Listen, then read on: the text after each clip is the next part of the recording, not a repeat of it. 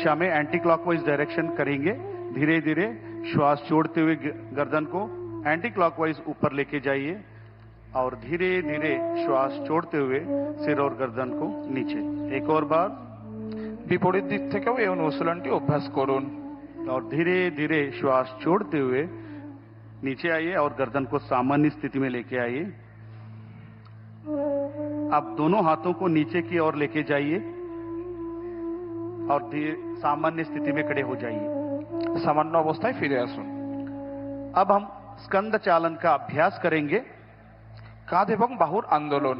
जिसे भी कंधों में दर्द है, फ्रोजन शोल्डर है, सर्वाइकल स्पॉन्डिलाइटिस है, ऐसे व्यक्ति इसका अभ्यास सावधानी के साथ करना है।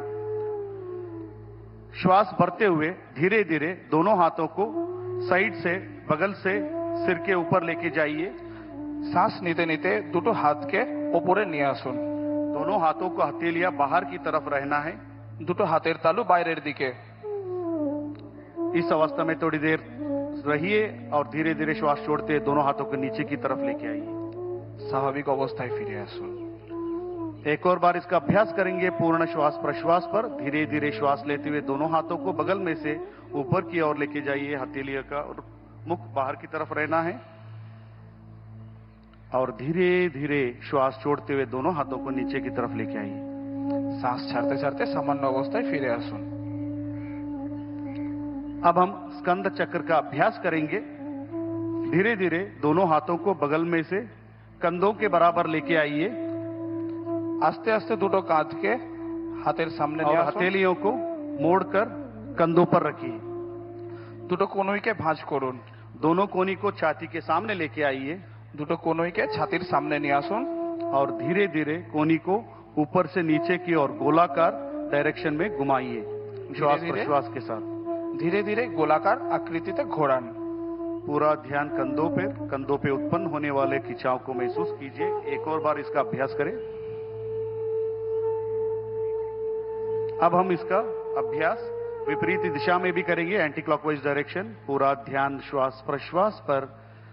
श्वास लेते हुए कोनी को ऊपर और धीरे धीरे श्वास छोड़ते हुए नीचे और दोनों हाथों को नीचे की तरफ लेके आइए और पुनः सामान्य स्थिति में विश्राम कीजिए।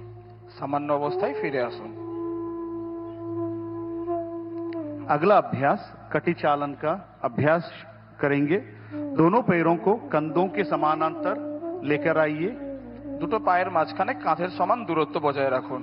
दोनों हाथों को सामने से ऊपर लेके आइए कंधों के समानांतर। দুটো হাতকে কাঁধের সমান সামনে বাড়ান। हथेलियों को मुख अंदर की तरफ रहे। হাতের দুটো তালু সামনের দিকে। धीरे धीरे श्वास छोड़ते हुए दाएं तरफ राइट साइड कमर से घुमाइए। শ্বাস ছাড়তে ছাড়তে শরীরকে ডান দিকে ঘোরান। इस अवस्था में थोड़ी देर बने रहिए और धीरे धीरे श्वास लेते हुए पुनः सामान्य स्थिति में आइए। শ্বাস ছাড়তে ছাড়তে স্বাভাবিক অবস্থায় ফিরে আসুন।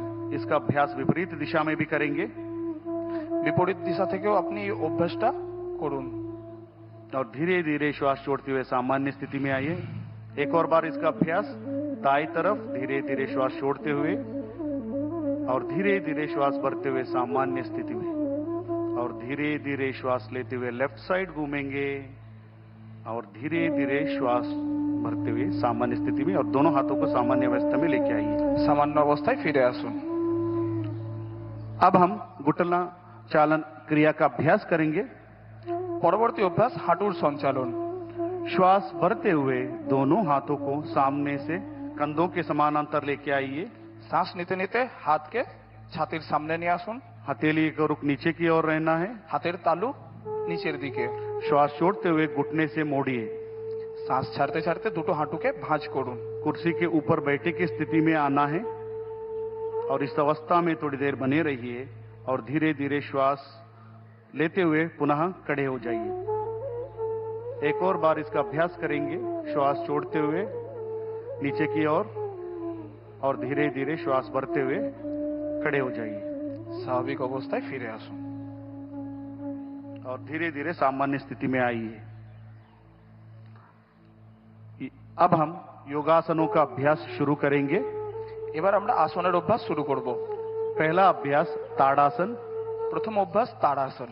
दोनों पैरों के बीच में 2 इंची की दूरी बना के रखें। দুটো পায়ের মাঝখানে 2 ইঞ্চির দূরত্ব বজায় রাখুন। दोनों हाथों को कंधों के बराबर आगे से